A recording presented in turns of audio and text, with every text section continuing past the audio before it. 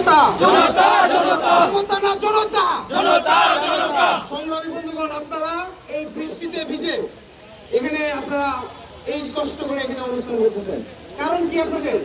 কারণ আপনাদের পিঠ দেয়ালে ঢেকে গেছে। এই আমি এখানে আসার পর অনেকের সাথে কথাবার্তা বললাম, আমার কাছে আমি তো আগে থেকে জানতাম ওই শেখ হাসিনা তো 3 দশক এই বিদ্যুৎ খাত দখল করে রাখছিল। শেখ হাসিনার অধীনে নসরুল হামিদ বিপু হাজার হাজার কোটি টাকা লুটপাট করে নিয়ে গেছিল।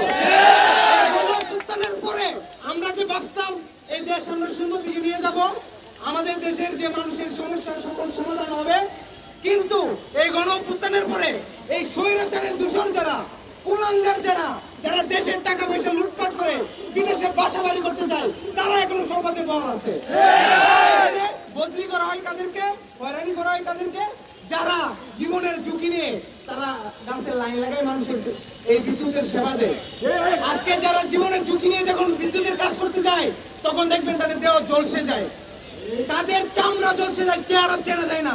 অথচ এই কুলাঙ্গার এই যে চেয়ারম্যান সহ আপনার এই যে বড় বড় যারা দায়িত্বে সচিব, আমরা যারা আছে, হাজার হাজার কোটি টাকা নিয়ে যাচ্ছে দেশের বাইরে। আপনাদেরকে বেতন দিতে তাল বানানো, আপনাদের চাকরির দায়িত্ব দিতে আপনাদের তাল বানা করে, আপনাদের চাকরির কোনো নিরাপত্তা নাই। আর আপনারা যখন এলাকায় যান, তখন দেখা যাচ্ছে এই যে যারা আসলে বিদ্যুৎ সেবাটা নেয়, তারা তো প্রকৃত সেবাটা পায় না। গ্রামাঞ্চলে যারা বিদ্যুৎ নেই, তাদেরকে বুধুরের বিল দিয়ে নানান ভাবে হয়রানি করা হচ্ছে।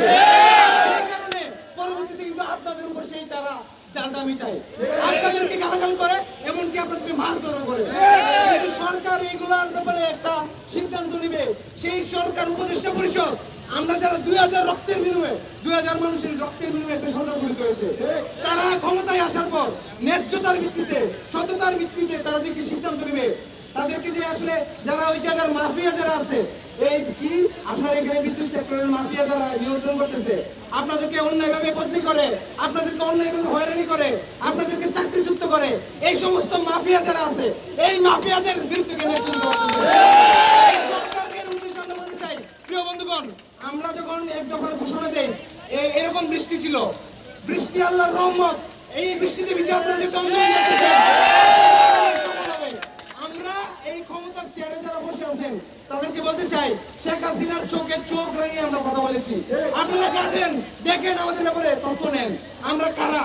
আজকে এই গণঅভ্যুত্থানের পরে আমরা আজকে যারা এখানে বিদ্যুৎ সেক্টরে বসে মাফিয়াগিরি করতেছে, আপনাদের সাথে অন্যায় করতেছে, তাদেরকে হুঁশিয়ার করে দিতে চাই, আপনারা দ্রুত আপনারা যে আপনাদের অন্যায় কাজ, ওই অন্যায় উপকর্ম বাদ দিয়ে এই ভাইদের পাশে দাঁড়ান।